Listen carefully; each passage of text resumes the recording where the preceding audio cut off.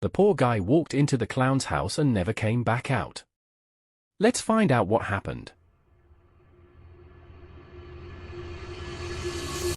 In the state of Illinois, USA, there's a man named John Wayne Gacy. Remember that name, 'cause you're gonna hear it a lot. John was super popular in his community. He was always throwing parties, doing charity work, and going out of his way to make people happy, even dressing up as a clown. Yeah, a clown, the kind you see at circuses, with a painted face and a colorful outfit. That's exactly what John wore. He'd put on that costume for parties, events, and birthdays, making kids and townspeople smile. His face always carried a grin, showing kindness, fun, and good manners, but nobody ever imagined that behind that cheerful face and constant smiles, John hid a monster, a man who brought death into his own home. Why? What kind of man was he? Listen carefully and say, "Oh God, protect us from people with two faces." John was born in 1942, but his childhood was troubled and tense. He lived in constant fear because of his violent father, who never spared anyone, big or small. His dad would hit, insult, and humiliate him relentlessly. John never felt any fatherly warmth. Instead, his father constantly belittled him in front of everyone. So John grew up feeling inferior but desperate to prove himself, wanting to show himself and the world that he mattered. As time went by, John became embarrassed to let his friends, neighbors, or society know what he was going through at home: abuse, injustice, and oppression. So he hid the truth and acted happy and cheerful in front of others, pretending his father was kind. Over time, he developed an incredible talent for social acting. He knew how to hide the pain, oppression, and suffering inside him. In other words, he wore a mask of joy and happiness for the world, while inside, he was sad, broken, and hurt. When he grew up, John worked hard to succeed, without any family or external support. He wanted to rely on himself. And he did. He became a successful businessman running a construction company. He also loved taking part in social activities and local politics, even taking photos with high-ranking officials. But there was a dark side to John. He had violent and twisted tendencies.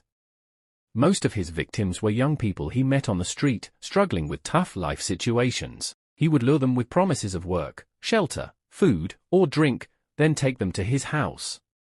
Once someone entered his home and greeted him, it often meant it would be the last day of their life.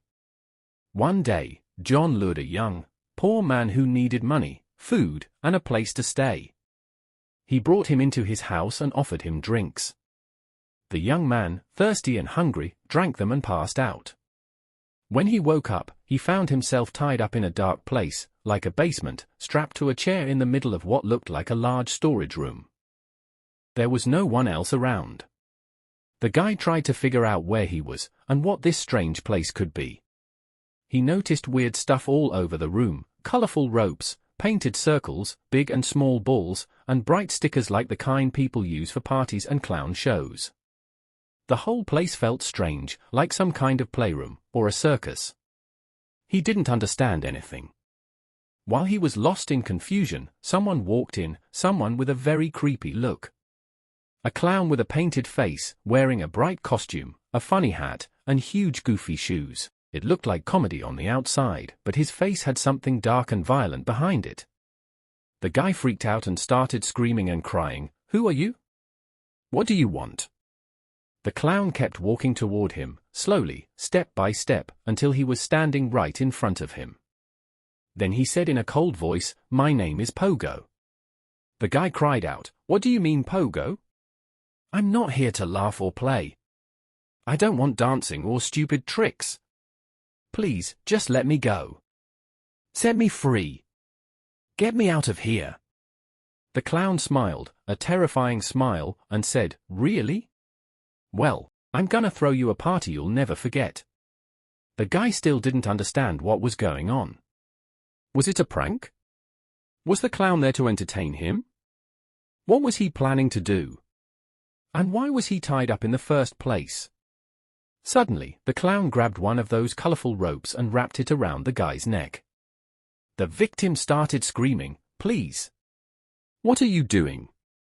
What do you want from me? But the clown pulled tighter and tighter while laughing, a crazy, hysterical laugh that echoed through the room, while the victim choked and screamed. He kept strangling him until the guy was just seconds away from dying. Then he woke him up and said with a twisted voice, "Don't rush to die, the party's just getting started. We still got a lot to do together." The clown tortured his victims in brutal ways. He cut them with knives and blades. He strangled them, enjoying every second they hovered between life and death. He raped them, beat them, and kept hurting them until they finally died. After that, he wrapped their bodies in cloth, dug a hole in the same basement under his house, and buried them next to all the other bodies. Then he went out looking for another victim. Another one, and another one, endlessly. When Gacy stepped outside his house, he turned into this friendly, sweet guy that everybody loved, the kind of man who always tried to make his community happy. No one would have suspected him, not even 1%. For years, dozens of young men disappeared, and the police never suspected Gacy at all. To them, he was the perfect citizen. He joined town meetings and gatherings where people asked the police to tighten security and look for the missing boys. He was literally playing them. Then in 1978, everything changed. A young man named Robert Piest went missing, but Robert's disappearance wasn't like the others, and here's why: there was a witness. He told the police, "I saw Robert for the last time walking with Gacy, heading toward Gacy's house." When he realized Robert had gone missing, he took the information straight to the police. That's when the police said, "We've checked a lot of suspects before and none of them were involved. But we never once suspected Gacy, even though he's always showing up at every event."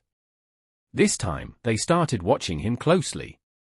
And they began noticing strange behavior, things they hadn't seen before. Their suspicion kept growing until they finally got a warrant to search his house. They stormed the place. The house looked normal, nothing weird. But then they found the basement. They went down, and the deeper they went, the stronger the smell got, that rotten, horrible smell, until they discovered the shocking truth: more than 20 bodies buried down there. Stacked on top of each other. Like he was storing them. They arrested Gacy right away. The victims were literally in his house. And the worst part? The whole time they interrogated him, he was laughing. Not scared. Not nervous, just laughing like nothing happened. He told them, "So how many bodies did you find?" They said, 20. He replied, "There's no way I killed less than 33 boys and girls. You think that's it? Go check the river. I dumped a lot of victims there, the basement was full. I started years ago, and nobody ever suspected me."